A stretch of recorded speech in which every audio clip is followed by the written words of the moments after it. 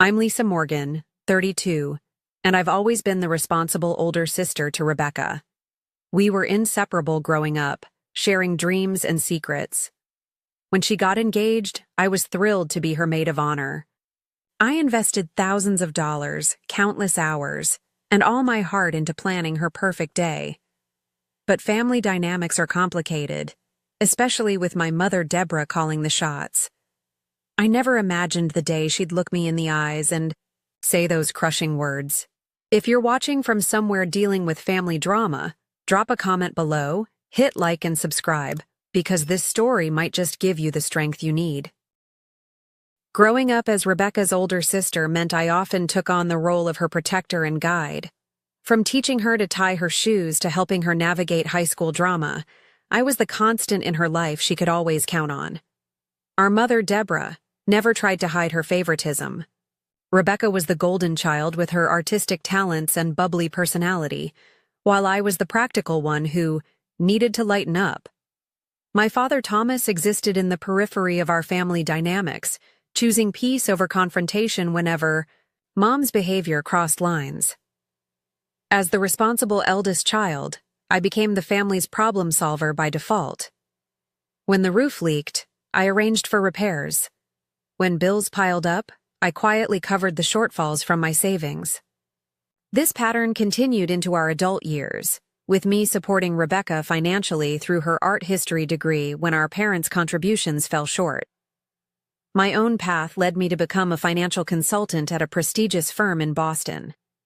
The irony wasn't lost on me that while I managed multi-million-dollar portfolios for clients, I was still expected to manage my family's finances too. I didn't mind, though. Helping Rebecca achieve her dreams gave me genuine joy. When Rebecca met James Wilson at an art gallery opening 3 years ago, I knew instantly they were perfect for each other. James came from a wealthy family but wasn't flashy about it. He valued Rebecca's artistic perspective and supported her career ambitions. Their engagement after 2 years of dating surprised no one, and I was the first person Rebecca called, screaming with excitement through the phone. "Lisa, he proposed. You're going to be my maid of honor, right? I can't do this without you." Her voice bubbled with happiness that December morning. "Of course I will," I promised, already mentally planning how I could help make her wedding dreams come true. The initial planning stages were exactly what I'd imagined. Rebecca and I spent weekends browsing venues, discussing color schemes, and creating Pinterest boards full of inspiration. I took detailed notes during every conversation, wanting to ensure her vision became reality. My apartment slowly filled with bridal magazines and fabric swatches. The first sign of trouble came during what should have been a routine family dinner to discuss wedding budgets. Mom arrived with a leather-bound wedding planner I'd never seen before. "I've already put deposits down on the Clayton Hotel," she announced before anyone had even served their salad. "They only had one date available this summer, so I snatched it up." Rebecca looked surprised but pleased. "Mom, that's so generous. But Lisa and I were still comparing venues." "Darling, the Clayton books up a year in advance. We're lucky they had a cancellation." Mom patted Rebecca's hand while shooting me a triumphant glance. "Besides, I've always imagined your wedding there." That was the first of many decisions made without consultation. Within weeks, Mom had essentially taken over, transforming from occasional participant to wedding dictator. Vendors I'd researched were dismissed in favor of her friends' recommendations. The color scheme Rebecca and I had settled on was suddenly too drab. "It's fine," Rebecca assured me when I expressed concern. "Mom's really enjoying this, and it makes planning easier. Plus, she and Dad are contributing a lot financially." I bit my tongue and stepped back, still helping where I could but increasingly feeling like an outsider looking in. That feeling intensified when my cousin Megan started appearing in planning photos on social media. Megan had always orbited our family events with a particular interest in being part of the inner circle. Now she was suddenly accompanying Rebecca and Mom to vendor meetings I hadn't been invited to. In one Instagram photo, she was holding color swatches against bridesmaid dress options, a task I thought would be mine as maid of honor. Rebecca seems closer to Megan these days, I mentioned casually to my boyfriend Tyler one evening as I scrolled through yet another photo of them at a cake tasting. Maybe it's just because Megan has more free time, Tyler suggested, always the voice of reason. You've been slammed at work this quarter. I nodded, pushing down the nagging worry that something more significant was happening.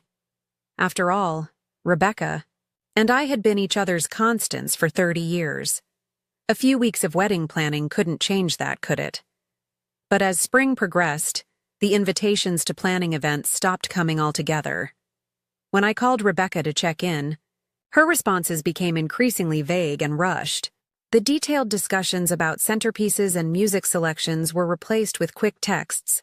Mom's handling it, or already figured it out. Meanwhile, I was still financially contributing to elements of the wedding, paying the deposit for the photographer Rebecca loved, but Mom thought was too expensive, ordering custom welcome baskets for out-of-town guests, and secretly arranging what I hoped would be the perfect wedding gift, a luxury honeymoon to Bali, complete with first-class flights and a private villa with ocean views. I told myself everything would return to normal after the wedding. This was just a stressful time, and soon my sister and I would laugh about Mom's wedding takeover over wine in her new married apartment.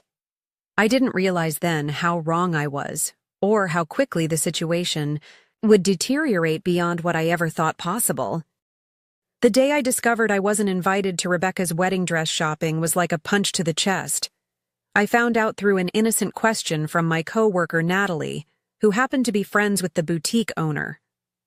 How was Rebecca's appointment yesterday? Sandra mentioned your sister found the one right away. I froze, coffee cup halfway to my lips. What appointment? Natalie's expression shifted from excited to uncomfortable. Oh, at Elegant Moments? Sandra said your mom, sister, and cousin had champagne and spent hours there. I just assumed you were there too. I mumbled something about a last-minute work emergency and escaped to the bathroom, where I stared at my reflection and tried to make sense of being excluded from such an important moment. Rebecca and I had talked about wedding dress shopping since we were teenagers, pretending pillowcases were veils and making promises about being there for each other's special moments. I called Rebecca that evening, my voice carefully controlled. How was dress shopping? A pause.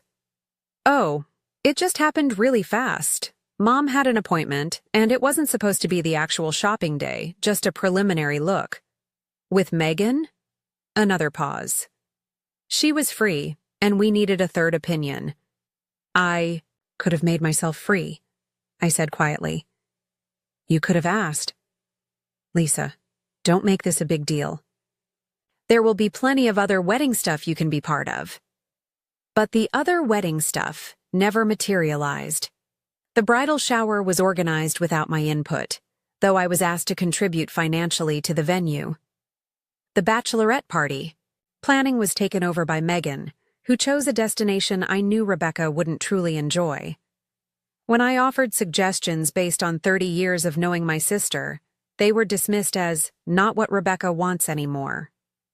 Still, I continued to support from the shadows. I finalized the honeymoon arrangements, spending $8,600 on first-class flights, luxury accommodations, and special experiences I knew the couple would love. I imagined Rebecca's face when I presented her with the surprise at the rehearsal dinner, pictured the hug and the return of our sisterly bond. Meanwhile, the distance between us grew. Rebecca began declining our traditional Sunday brunches, always with a different excuse. When we did speak, our conversations felt scripted and shallow, nothing like the deep talks we'd always shared. Is everything okay between us? I finally asked directly after 3 weeks of increasingly sporadic communication. Everything's fine. I'm just super busy with wedding stuff, she replied, not quite meeting my eyes. Mom's been amazing handling all the details. At a family gathering in May, just 2 months before the wedding, I overheard a conversation that made my blood run cold. I had stepped into the kitchen to refill my water glass when I heard my name from the adjacent dining room. Lisa's always been difficult, my mother's voice carried clearly. Rebecca's finally seeing it now. Always has to control everything, make everything about her accomplishments. It must be hard for Rebecca, Megan responded, voice dripping with fake sympathy, especially during her wedding when she should be the center of attention. Exactly. That's why we've had to minimize her involvement. For Rebecca's sake. I stood frozen, water overflowing my glass as their words sank in. My own mother was actively working to exclude me from my sister's wedding, painting me as some sort of attention-seeking monster to anyone who would listen. That night, I broke down to Tyler, finally voicing the fears I'd been suppressing for months. What if they don't even want me at the wedding anymore? What if all this distancing is leading to something worse? Tyler pulled me close, his steady presence a contrast to my shaking hands. That's not possible. You're Rebecca's sister, and you've done nothing but support her. But what if Mom has convinced her otherwise? You don't know how persuasive she can be, how she twists things. Then you need to talk to Rebecca directly, Tyler said firmly. No more guessing, no more hoping it will get better on its own. You need to have a real conversation about what's happening. He was right. The situation had deteriorated too far for passive acceptance. I texted Rebecca the next morning. Need to talk about the wedding and our relationship. Can we meet tomorrow? Her response came hours later. Really busy with wedding stuff. Come to Mom and Dad's on Thursday at 7. We can talk then. Those 5 days were among the longest of my life. I rehearsed what I would say, how I would calmly express my hurt without accusation. I reminded myself that Rebecca might be caught in the middle, pressured by our mother's strong personality. I arrived at our parents' house Thursday evening with a heart full of hope for reconciliation and clarity. I had no idea I was walking into an ambush that would shatter my relationship with my family and force me to redefine what loyalty and self-respect truly meant. The evening air felt unusually still as I parked outside my parents' colonial-style home that Thursday. The familiar driveway where Rebecca and I had played hopscotch as kids now felt like foreign territory. I checked my reflection in the rear-view mirror, straightened my blouse, and took a deep breath before heading to the front door. Mom answered before I could even ring the bell, her expression unreadable. "We're in the living room," she said curtly, turning without waiting for my response. The scene inside felt staged. Dad sat in his usual armchair, looking uncomfortable and slightly gray. Rebecca perched on the edge of the sofa, eyes down, fingers twisting in her lap. Mom positioned herself standing behind Rebecca, one hand on the sofa back in what looked like a protective stance. And there, in what had always been my spot during family discussions, sat Megan, looking simultaneously smug and concerned. "What's going on?" I asked, remaining standing when no one offered me a seat. "Rebecca," I thought, "we were going to talk about the wedding." "That's why we're all here," Mom interjected before Rebecca could speak. "There's something you need to understand about the wedding." A strange stillness settled over me, a calm before a storm I could feel approaching. "We've been discussing things," Mom continued, her voice taking on the patronizing tone she'd perfected over decades. "As a family. And we all agreed that your involvement in the wedding has become problematic." "Problematic?" I echoed, looking directly at Rebecca, who still wouldn't meet my gaze. "Your controlling behavior, your need to make everything about yourself," Mom said, ticking off points on her fingers like items on a grocery list. "The way you've tried to overshadow Rebecca's special time with your opinions and your financial contributions." I felt as though I'd stepped into an alternate reality. "Rebecca?"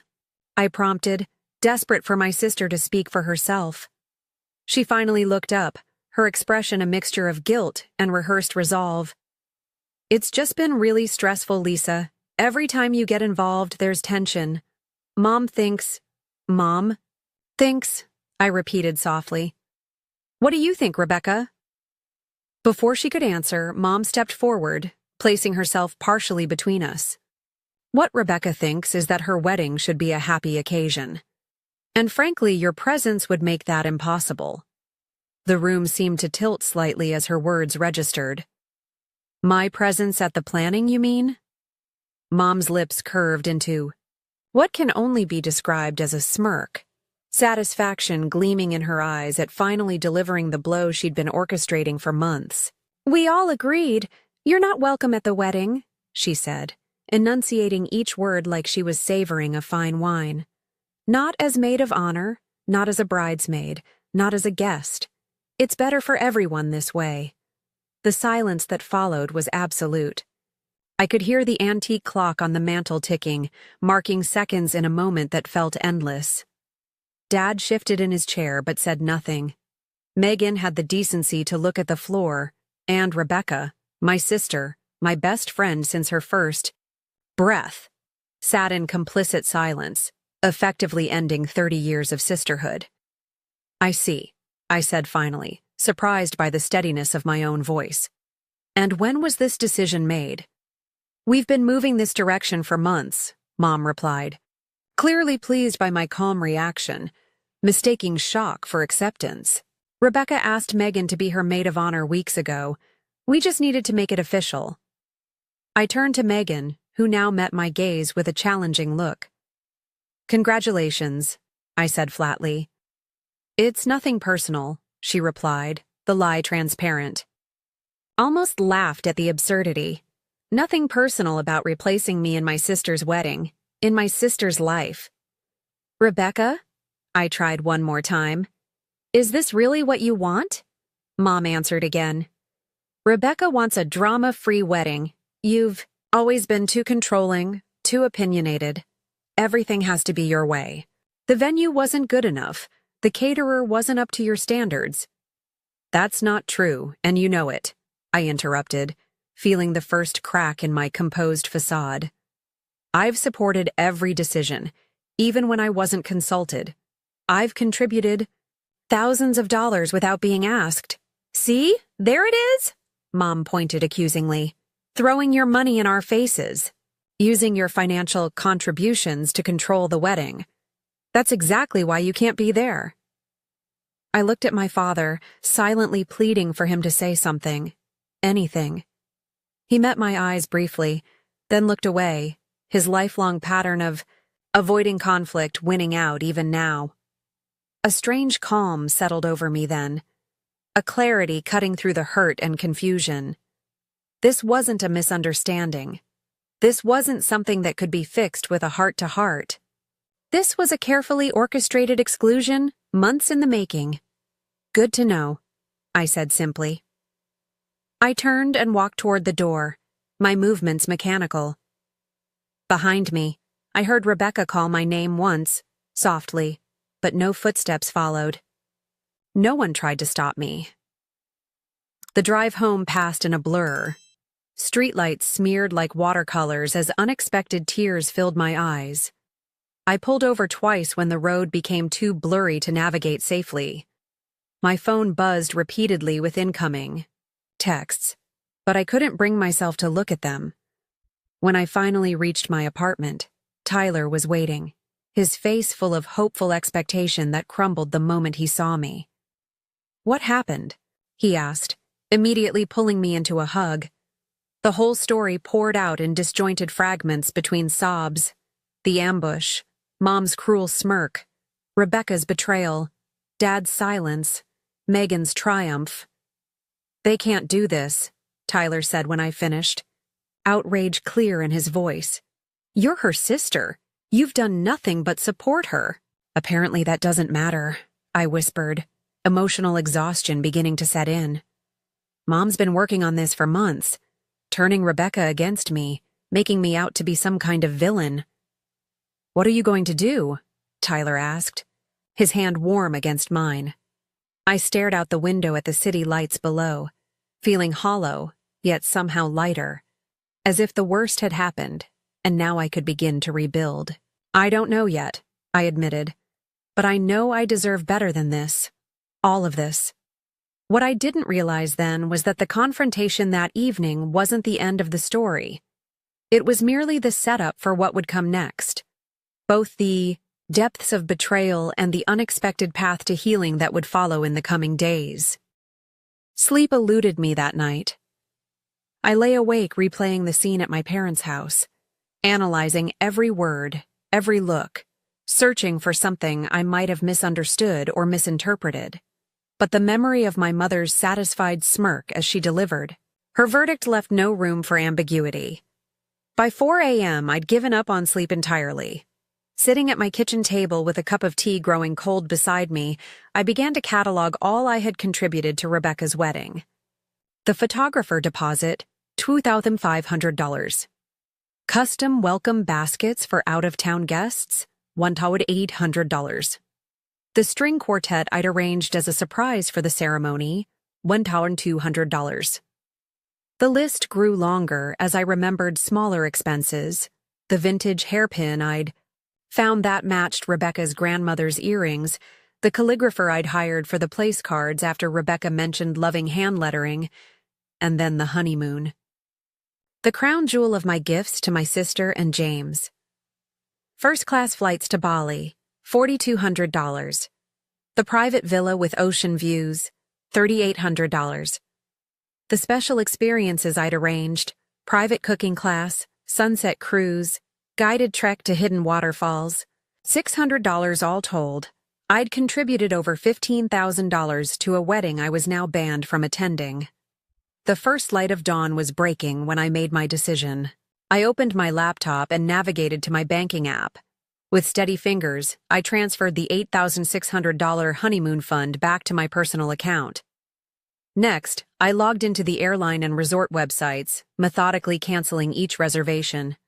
I sent a brief professional email to the travel agent handling the special experiences, explaining that the plans had changed.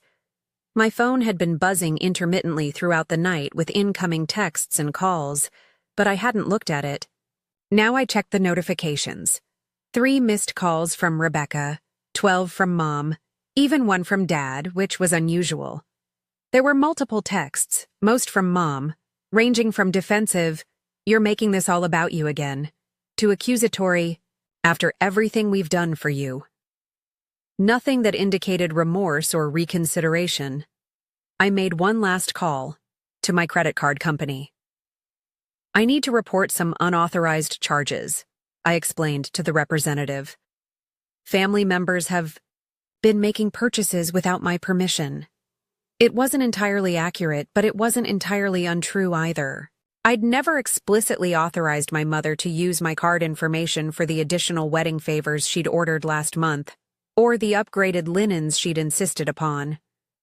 By 7 a.m., I'd methodically untangled my financial ties to Rebecca's wedding.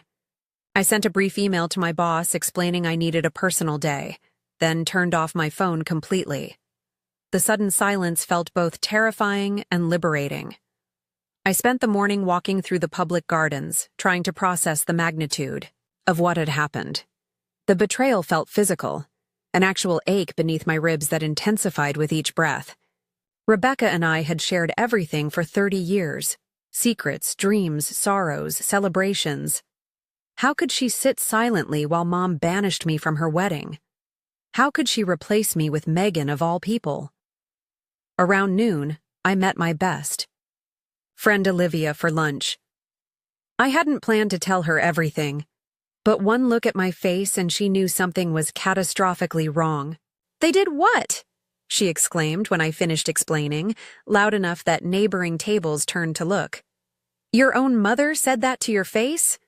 I nodded, pushing salad around my plate without eating. And Rebecca just sat there? Said nothing? Olivia's outrage was validating after hours of self-doubt. She tried to speak once or twice, but Mom kept interrupting, and she didn't stop any of it, so I trailed off, the hurt still too raw to articulate fully. Olivia reached for my hand across the table. Lisa, there's something you should know. I didn't tell you before because I didn't want to upset you, but now I think you need to hear it. My stomach tightened. What is it? Your mom has been saying things about you for months now. Olivia looked uncomfortable. At Rebecca's engagement party, she told my mother that you were jealous of Rebecca's happiness. And at the Williams dinner party last month, she mentioned how concerned everyone was about your fragile emotional state, and how the family was walking on eggshells around you. I stared at her, stunned. What? Why would she say that? Don't know. But she's been planting these little seeds with everyone in your social circle. Small comments, concerned looks, nothing direct enough to seem malicious, just enough to create this impression that you're unstable somehow. Difficult. Olivia squeezed my hand. I shut it down whenever I heard it, but I'm not everywhere. My mother's voice echoed in my memory. Your controlling behavior, your need to make everything about yourself. She hadn't just been turning Rebecca against me. She'd been systematically undermining me with everyone we knew. But why? I whispered, more to myself than to Olivia. What does she gain from this? Control, Olivia said simply. You're successful, independent, financially stable. You have what she never did.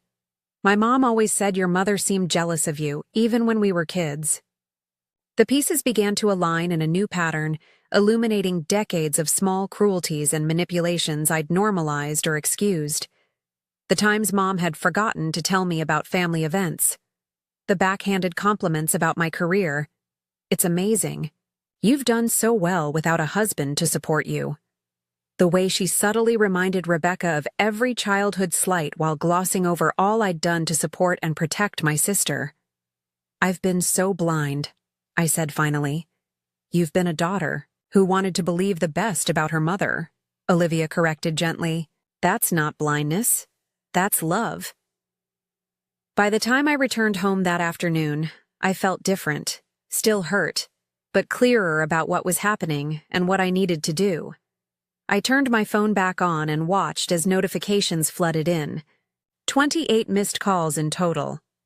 Voicemails ranging from my mother's cold fury to my father's uncomfortable attempts at peacemaking. And one message from Rebecca, sent at 3:42 a.m. that changed everything. I'm so sorry, Lisa. Mom's been lying to me about you for months. James and I just found out what she did with the honeymoon reservations. Please call me, please. I need my sister back. I stared at Rebecca's message for a long time, my thumb hovering over the call button without pressing it. The raw emotion in her text felt genuine, but after months of manipulation and yesterday's brutal confrontation, I wasn't ready to dive back into the chaos without understanding more. The other messages painted a picture of family implosion. Mom's voicemails evolved from righteously indignant, "How dare you cancel the honeymoon after promising it as a gift?" to threatening, "You've left me no choice but to tell everyone about your behavior," to an unconvincing attempt at reconciliation. "We can still fix this if you apologize." Dad's messages were fewer and more subdued. "Your mother is very upset," he said in one, background noise suggesting he was calling from his car to avoid being overheard. "I didn't know about any of this until yesterday. Please call when you can." Other family members had begun weighing in too. My Uncle Robert, always Mom's ally, left a stern lecture about respecting parents. My grandmother asked in her wavering voice if I was feeling all right, clearly having received Mom's version of events. But there were unexpected supporters too. Aunt Catherine, who rarely involved herself in family drama, left a surprisingly forceful message. "I've watched your mother do this before, Lisa. She did the same to me with your father. Call me, we need to talk." I decided to start there, calling my father's sister back first. "Oh, Lisa." Aunt Catherine's warm voice filled the line immediately. "I've been so worried. Are you all right?" "Not really," I admitted. "I don't understand. What's happening, Aunt Cath? Why would Mom do this?" Because you threaten her, she said simply. You always have since you were little. So capable, so independent. Deborah needs to be needed to control everything. When that's challenged, she reacts. By turning my sister against me? By banning me from the wedding? It's what she does. Catherine sighed. She did the same to me when I was your age. Your father and I were always close. But when he met Deborah, things changed. She created conflicts that didn't exist, told your father I'd said terrible things about her. By their wedding, I wasn't welcome either. I sat down heavily, processing this revelation. Dad never told me that. Thomas has always chosen peace over confrontation, especially with your mother. We eventually reconciled, but only years later, and never like before. Her voice softened. But this isn't about old history. This is about stopping the pattern now, before your relationship with Rebecca is permanently damaged. After speaking with Catherine, I called my best friend from college, Andrea, who worked as a therapist. Without breaking confidentiality, she helped me understand the dynamics at play. Narcissistic patterns, triangulation, the golden child, scapegoat dynamic that had shaped my relationship with Rebecca since childhood. The most important thing, Andrea emphasized, is protecting your own boundaries while leaving room for Rebecca to find her way back. She's been manipulated too, remember? I was still processing this advice when my phone rang again. James, Rebecca's fiancé. Lisa, he sounded genuinely distressed. Thank God you answered. It's been chaos here. Rebecca's been crying for hours. What happened, James? I kept my voice neutral, not ready to extend trust. We found out what your mother's been doing. The lies she's been telling, the emails she altered. Lisa, Rebecca never knew you were excluded from dress shopping. Your mom told her you couldn't make it, showed her texts from you canceling. What? I never sent any texts. We know that now. Your mother apparently created fake conversations to show Rebecca, making it look like you were too busy or didn't care about wedding activities. His voice hardened. When we confronted her, she admitted to changing the names in the contact list on Rebecca's phone too, rerouting some of your texts to her own phone. The level of deliberate manipulation was staggering.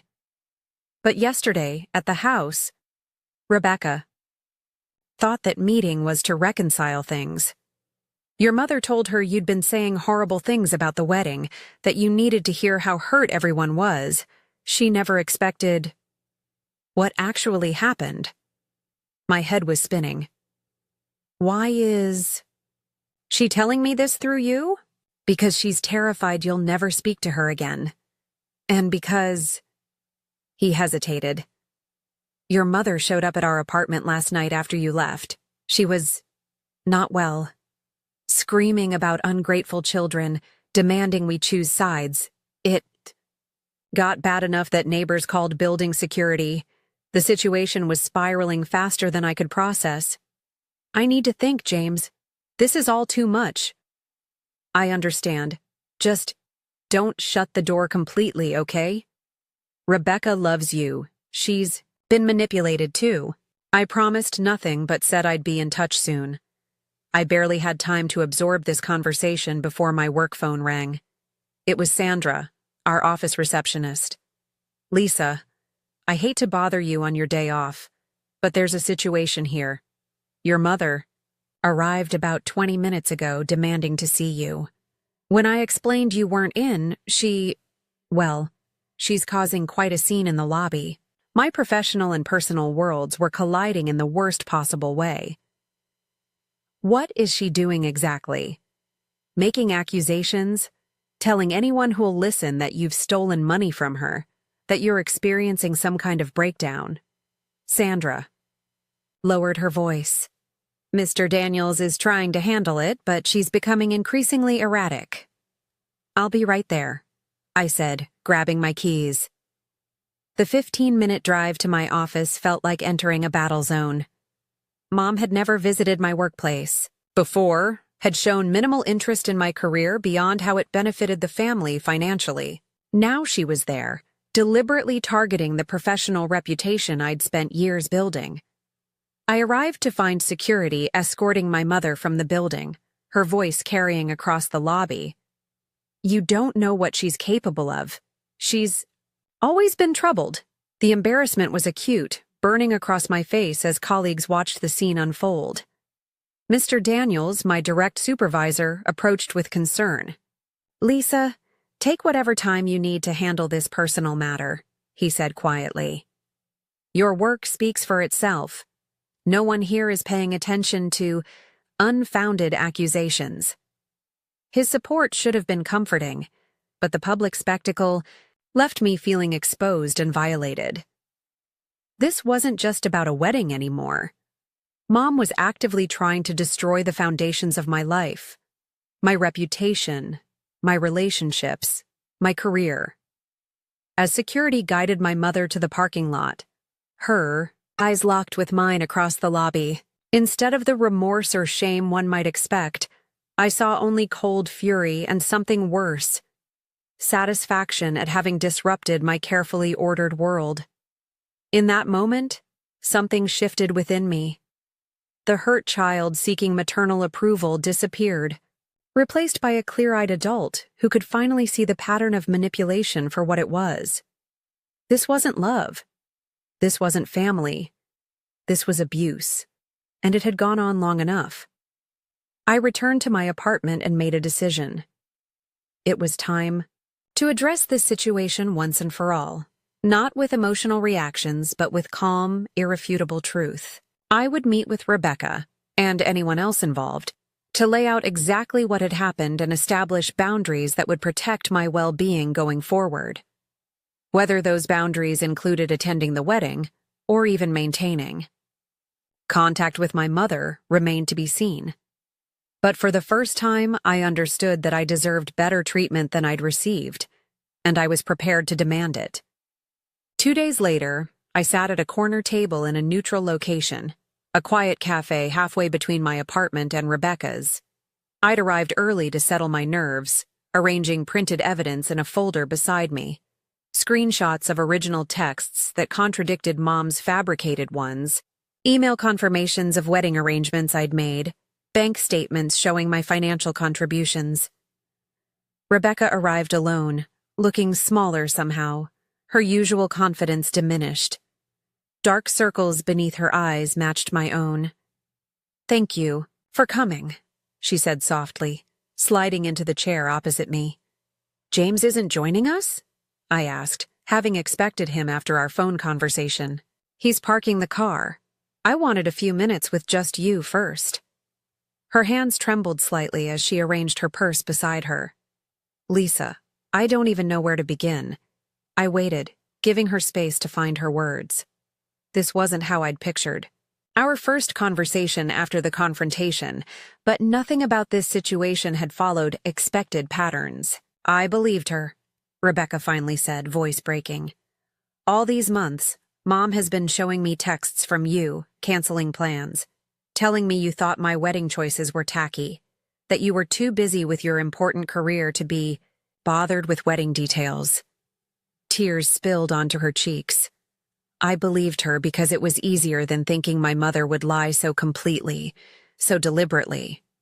"She showed you fake texts?"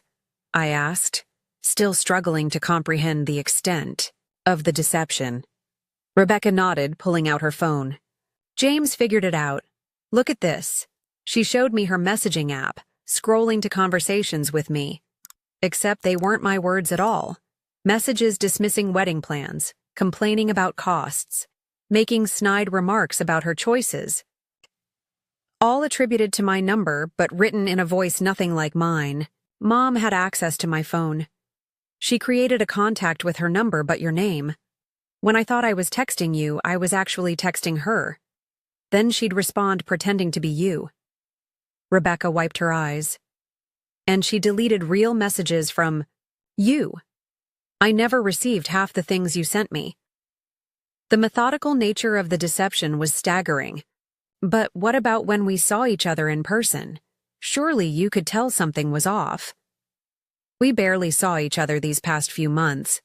Mom always had an excuse for why you couldn't make it to wedding events. And when we did meet, she was always there, controlling the conversation, interpreting everything you said in the worst possible light afterward. Rebecca looked up as James approached the table.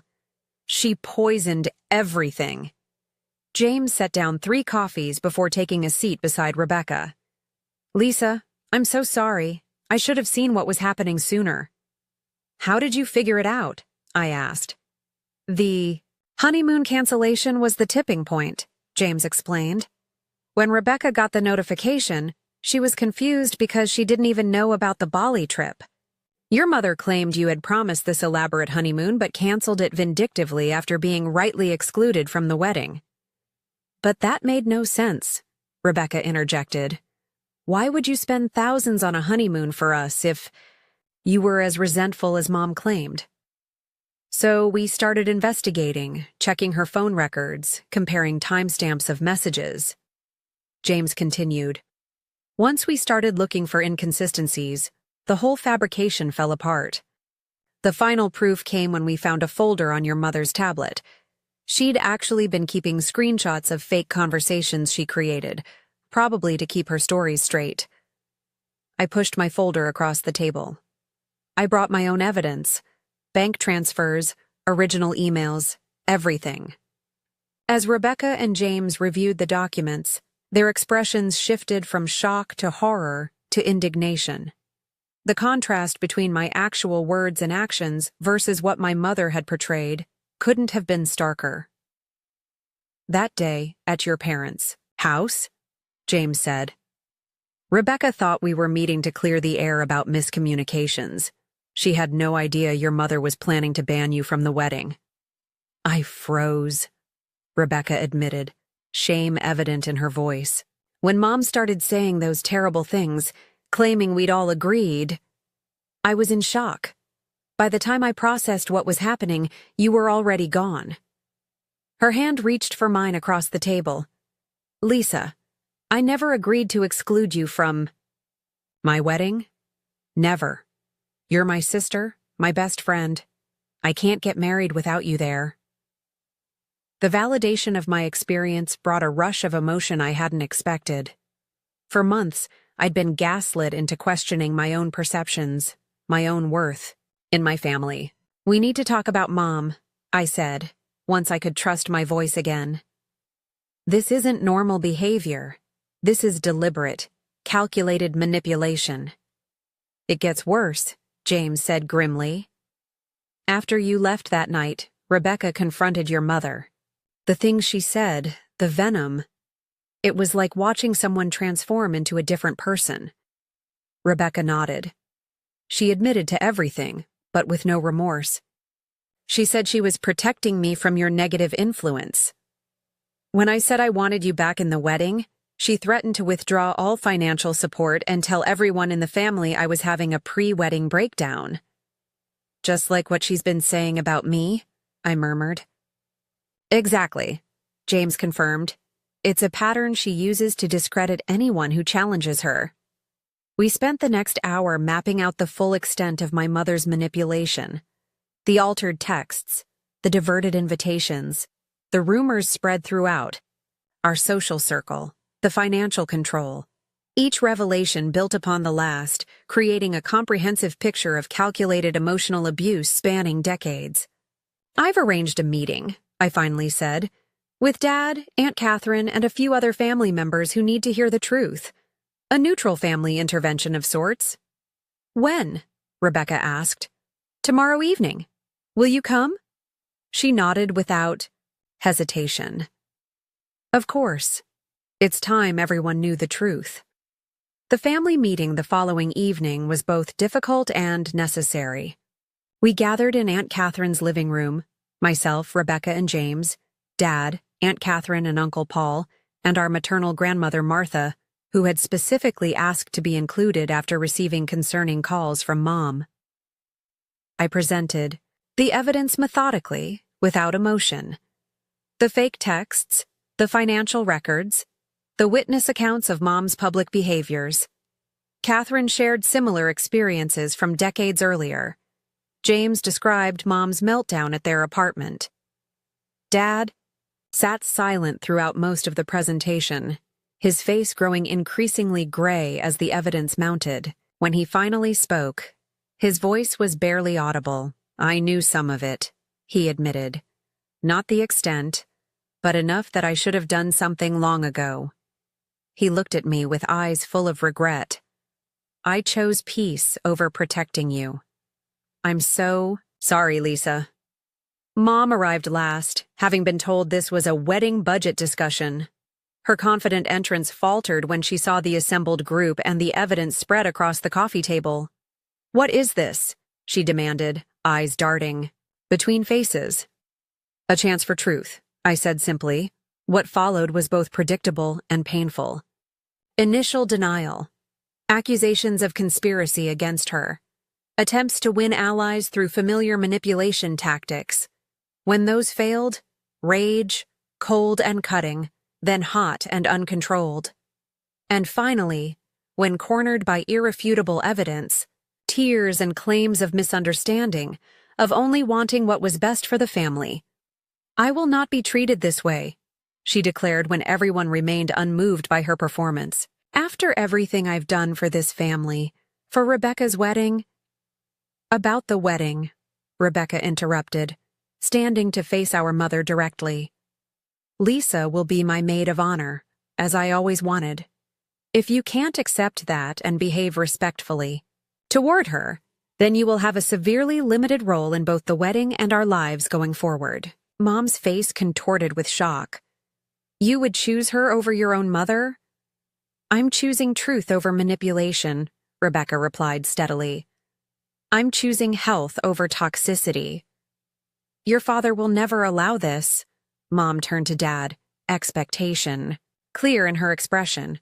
For perhaps the first time in their marriage, Dad didn't yield to keep the peace. "Deborah, enough. Look at what you've done. Look at the evidence. This stops now." The intervention didn't end with a neat resolution. Mom left in a fury, promising consequences for our betrayal. But something fundamental had shifted. The pattern of manipulation had been exposed, named, and rejected by those it was designed to control. As difficult family members and wedding dynamics go, we were far from the finish line. But for the first time, I felt we were all walking in the same direction, toward truth and healthier relationships, regardless of what that might mean for the wedding now just weeks away. The week before Rebecca's wedding arrived with a tentative new normal establishing itself within our fractured family. After the intervention, Mom had cycled through various tactics: icy silence, tearful pleas for understanding, rage-filled accusations, and finally, a grudging outward acceptance of the new boundaries we'd established. Dad had surprised us all by standing firm in his support of Rebecca's decision to reinstate me as maid of honor.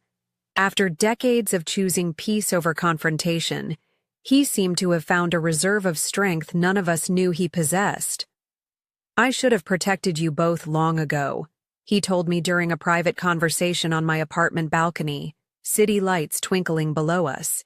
"I convinced myself that saying nothing was the same as keeping the peace. I was wrong." "Why now, Dad?"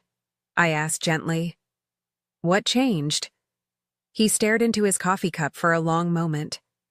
Seeing it all laid out like that, the deliberate nature of it, I couldn't hide from it anymore. And honestly, Lisa, I'm tired. Tired of walking on eggshells, tired of pretending everything is fine when it isn't. His vulnerability was both shocking and healing. This new version of my father, willing to acknowledge hard truths, to apologize, to change, gave me hope that genuine transformation might be possible. Rebecca and I had been rebuilding our relationship day by day, our bond bruised but not broken.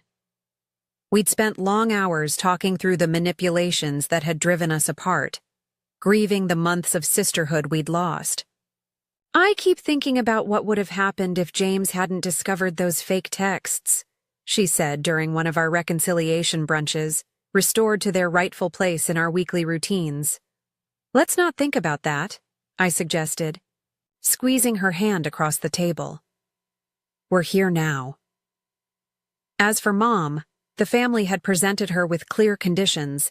She could participate in the wedding, but her role would be significantly restricted. No more unilateral decisions, no private conversations with vendors, no attempts to isolate or manipulate any family members. And if I refuse these conditions? She'd asked, the word dripping with disdain. Then you'll attend as a guest only, with no input on any elements of the ceremony or reception, Rebecca had stated firmly. To everyone's surprise, Mom had eventually agreed, though her compliance seemed more strategic than genuine. The flashes of resentment in her eyes, quickly masked by artificial pleasantness, told the true story. My own journey through this ordeal had been transformative in unexpected ways. The initial devastation had given way to clarity about family dynamics I'd normalized for too long. Working with a therapist specializing in family trauma, I'd begun to recognize patterns of enabling and people-pleasing in my own behavior that had made me vulnerable to manipulation. Your worth isn't measured by what you provide to others, Dr. Marshall reminded me during a particularly difficult session. Not financially, not emotionally, not practically. These words became a mantra as wedding preparations entered their final phase. I reinstated my role as maid of honor with a newfound sense of boundaries. Yes, I would help coordinate the bridesmaids and assist Rebecca with last-minute details. No, I would not deplete my savings or sacrifice my well-being to manage everyone else's emotions. I'd also rebooked a modified version of the honeymoon package for Rebecca and James, still generous, but scaled to reflect my new understanding of healthy giving. This is a gift freely given, with no strings attached, I told them when presenting the revised itinerary. Not a payment for inclusion or affection. The wedding day itself arrived sunny and clear, a beautiful contrast to the emotional storms of previous months. The ceremony was scheduled for 4 p.m. at the Clayton Hotel, leaving the morning and early afternoon for preparations. Mom maintained her promised behavior, though the effort visibly strained her. Her interactions with me were minimal, but outwardly polite. Her attention focused on playing the role of mother of the bride perfectly for the gathering guests. As I helped Rebecca into her wedding dress, the one I hadn't been present to see her choose, I felt a momentary pang of loss for the uncomplicated joy this day should have held. Rebecca caught my expression in the mirror. I wish we could erase the last few months, she said softly. I don't, I surprised myself by responding. As painful as it was, it brought truth into the open. We can build something healthier now. She turned to face me, radiant in ivory lace. When did my big sister get so wise? Probably around the time my little sister got so brave, I replied, carefully adjusting her veil. The ceremony proceeded beautifully. I stood proudly beside Rebecca, holding her bouquet as she and James exchanged vows full of authentic emotion. Mom sat in the front row beside Dad, her composure perfect, her eyes occasionally meeting mine with unreadable emotion. It was during the reception that the most unexpected moment of healing occurred. As guests mingled during cocktail hour, I found myself momentarily alone near the gift table, adjusting some displaced cards. The calligraphy is beautiful, Mom's voice came from behind me. That was your doing, wasn't it? I turned, braced for criticism disguised as a compliment, but her expression held something I rarely saw directed at me. Genuine appreciation. Yes, I answered simply. Rebecca mentioned loving hand lettering, so... Mom nodded, an uncomfortable silence stretching between us. Finally, she spoke again, her voice lower, less certain. You've always noticed those details about people. What they love, what matters to them.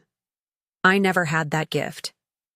The admission, so small yet so significant coming from her, left me momentarily speechless. The therapist Catherine recommended, Mom continued, looking anywhere but at me, says I need to practice acknowledging others' strengths without feeling diminished by them. A brief, humorless laugh. Apparently I have work to do in that area. You're seeing a therapist? I couldn't keep the surprise from my voice. Your father insisted. After everything? She trailed off, then squared her shoulders. I don't expect this to fix things between us. I know that will take time, if it's even possible. But I am trying. It wasn't an apology. It wasn't a transformation. But it was a tiny crack in the fortress of denial she'd built around herself. And for today, that was enough. 1 month after the wedding, our family began tentative group therapy sessions. Mom attended reluctantly at first, then with increasing willingness as the framework gave her acceptable ways to express her needs without manipulation. Dad found his voice gradually, speaking truths long suppressed. Rebecca and I strengthened. Our sisterhood, now built on mutual respect rather than codependent patterns. My own healing journey continued independently as well. I established clearer boundaries in all relationships, not just with family. I learned to recognize when my helping veered into unhealthy territory. And most importantly, I began to value myself apart from what I could provide or do for others. Tyler had been my rock throughout the entire ordeal, his steadfast support never wavering. 6 months after Rebecca's wedding, during a weekend hike, to our favorite mountain overlook, he proposed. Yes, I said without hesitation. But with one condition. He raised an eyebrow, waiting. Our wedding planning stays between us. Small committee, clear boundaries, no drama. His laughter echoed across the valley below us. Deal. Life continued to evolve in the years that followed. Mom's progress came in fits and starts, some days showing genuine growth, others falling back into old patterns. Dad discovered a newfound confidence that revitalized not just his marriage, but his long-deferred personal interests. Rebecca and James welcomed their first child, making me an aunt to a little girl whose middle name, Lisa, brought tears to my eyes. And I learned perhaps the most valuable lesson of all, that forgiveness doesn't require forgetting, that boundaries aren't barriers to love but foundations for its healthiest expression, and that standing firm in your own worth is not selfish but essential. The journey from that devastating night when my mother said those cruel words, "We all agreed you're not welcome at the wedding," to where I stand now wasn't direct or easy. It required courage to face painful truths, wisdom to distinguish healthy relationships from toxic ones, and strength to demand the respect I deserved. If you're facing similar family challenges or painful exclusions, remember that sometimes the hardest boundaries to set are the ones that ultimately lead to healing. Your worth isn't determined by others' ability to recognize it, and sometimes, when the door to reconciliation seems firmly closed, it's actually the first step toward opening a healthier one. I'd love to hear your thoughts on this story. Have you ever had to stand up to family manipulation or set difficult boundaries with loved ones? How did you find the courage to value yourself when others couldn't see your worth? Drop a comment below, and don't forget to like, subscribe, and share if this story resonated with you. Your support means everything as we navigate these complicated human experiences together. Thank you for listening, and remember, your story matters too.